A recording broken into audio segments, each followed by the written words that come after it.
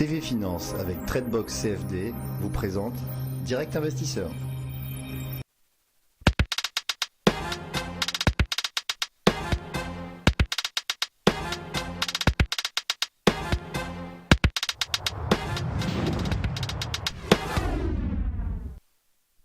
Nous sommes de retour sur Direct Investisseur et nous allons retrouver tout de suite Benoît Rousseau, trader et fondateur du blog Enlil. Bonjour Benoît.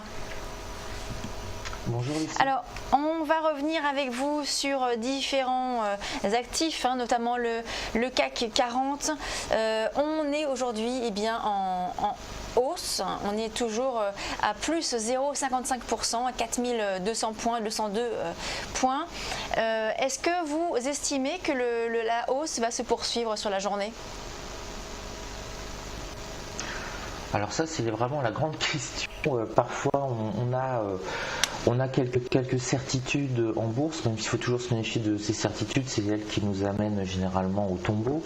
Mais on sent à peu près le marché, on se dit, bon, j'ai un a priori plutôt haussier sur la journée ou plutôt baissier. Alors je vais vous donner mon a priori qui serait plutôt haussier sur la journée, mais avec le risque cet après-midi d'être à nouveau bloqué, comme on a eu le vendredi soir, par les plus hauts américains, notamment les 18 000 points sur le Dow Jones qu'on n'arrive pas à franchir. Et systématiquement, dès qu'on arrive dans cette zone des 17 800, 18 000 points sur le Dow Jones, on a reflué, on se prend une grosse baffe. Et c'est ce qui s'est passé en fait vendredi sur les indices européens. On le voit bien. Là, je vous mets le graphique du CAC 40. Donc là, vous avez la journée de vendredi. Là, c'est la journée qui est en cours de création. Donc on voit bien qu'on s'est pris une grosse baffe à partir de 15h30, tout simplement parce qu'on avait ouvert déjà sur quasiment des plus hauts aux États-Unis. On n'a pas réussi à s'affranchir des niveaux symboliques, donc on n'a pas réussi à casser les 18 000 points sur le Dow Jones, et donc le Dow Jones a baissé légèrement, un peu plus de 1%. Par contre, pour nous, ça a été tout de suite, notamment pour le CAC 40, ça a été une baisse beaucoup plus amplifiée de 2%, avec un joli rebond pile sur les 4105. Donc j'ai un a priori haussier sur la journée, puisque pour l'instant j'ai passé que des ordres à l'achat pour essayer de... Actuellement j'ai un ordre à l'achat à 4199 là sur le CAC 40. Alors excusez-moi, rappelez-moi, redites-moi, vous avez un objectif ? J'ai pas bien entendu. Alors là actuellement j'ai une ligne à 4199 sur le CAC 40. J'en ai une à 9713 sur le DAX et je laisse monter parce que j'ai vraiment un a priori haussier. Et l'objectif, j'allais dire, il est en construction quasiment, Lucie, chaque minute, parce que si jamais je revois une méchante, en 5 minutes, une méchante bougie qui revient vers mes niveaux, je vais prendre mes bénéfices. Donc pour l'instant, là, on a une belle bougie en construction en 5 minutes. Donc j'attends. Là, je suis à ce niveau-là sur le CAC 40, à ce niveau-là. Et sur le DAX 30, je suis à 9713, donc je suis Benoît, pile à ce niveau-là.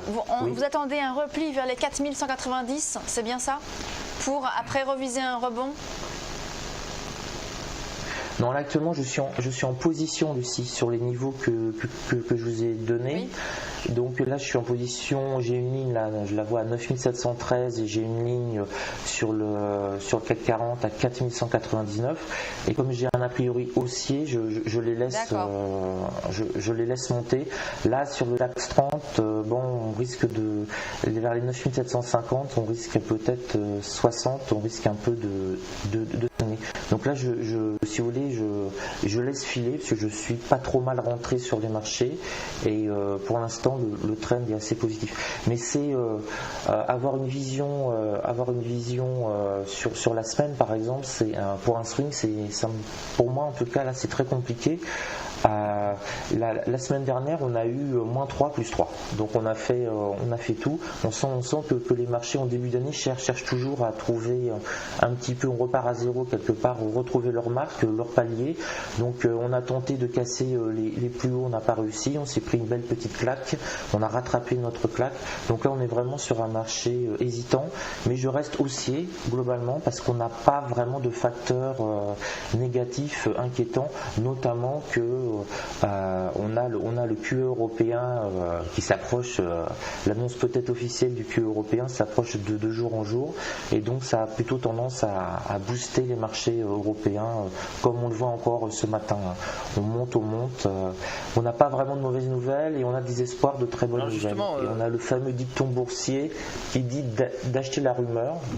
Là, j'achète la rumeur du QE et puis vendre la nouvelle. Donc, je vendrai peut-être la nouvelle du QE 2-3 jours après son annonce. Justement, Benoît, on a eu vendredi dernier une séance d'aversion au risque. On a perdu quasiment 2% sur le CAC 40 par exemple, notamment dû au fait que le QE européen serait moins significatif que prévu. C'est-à-dire que le rachat de dette souveraine s'élèverait à quelques centaines de milliards, sachant que les opérateurs attendaient plusieurs milliers de milliards. Et donc, c'est ce qui a provoqué l'aversion au risque. Donc quel est votre, pourquoi êtes-vous haussier sur les indices finalement? Là actuellement je suis haussier sur les indices parce que j'ai vu encore aucun signe de faiblesse sur les indices américains. C'est quand même les indices américains qui sont porteurs.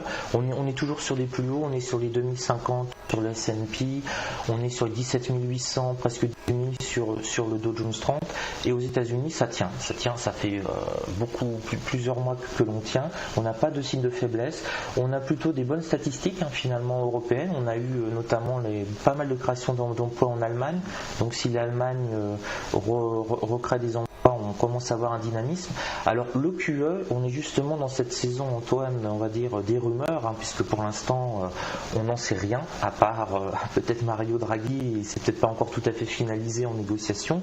Là par exemple on a eu une énorme accélération, c'était le 8 janvier, on a eu une énorme accélération de plus de 2% parce qu'on nous avait dit qu'on allait avoir un QE. Et puis 48 heures après, on rebaisse à nouveau de 2% parce qu'on commence à dire oui, mais il sera peut-être un peu moins bon que prévu. Donc en fait, grosso modo, on n'en sait strictement rien, à moins d'être un gouverneur d'une banque centrale, ce que je ne suis pas, ce que je ne souhaite jamais être. Mais donc pourquoi je reste positif? Parce qu'on n'a aucun signe pour l'instant de baisse sur aucun type de marché. Par contre, encore comme j'essayais de l'expliquer à Lucie, je suis en position, mais je suis prêt à sortir extrêmement rapidement pour prendre mes bénéfices, parce qu'on peut effectivement avoir une mauvaise nouvelle, une méchante mèche rouge qui peut faire en quelques minutes 1 ou 2% comme on a déjà connu. Donc c'est un marché un petit peu tendu, en sachant qu'on baisse beaucoup plus vite que l'on monte. Mais là a priori, par rapport aux nouvelles qui sont tombées ce week-end, je ne vois pas de raison massive, du moins ce matin, de se mettre à shorter. On monte tranquillement. Là, le CAC 40 s'est stabilisé sur son point pivot journalier. Là, il a rebondi, il a repris 25 points. Donc, il a quand même repris déjà presque 0,60% en ligne droite. Donc, on continue. Il va peut-être aller taper les 4250. Ce qui serait un bel objectif pour aujourd'hui. Là, il nous reste 25 points. Ça représenterait quasiment la deuxième vague plus haute de vendredi. Merci. Donc, ce qui ne serait pas possible, pas déraisonnable. Merci beaucoup Benoît Rousseau, donc trader et fondateur du blog Enlil. Merci beaucoup, on se retrouve demain sur Direct Investisseur. On va marquer une courte pause et on se retrouve tout de suite sur Direct Investisseur.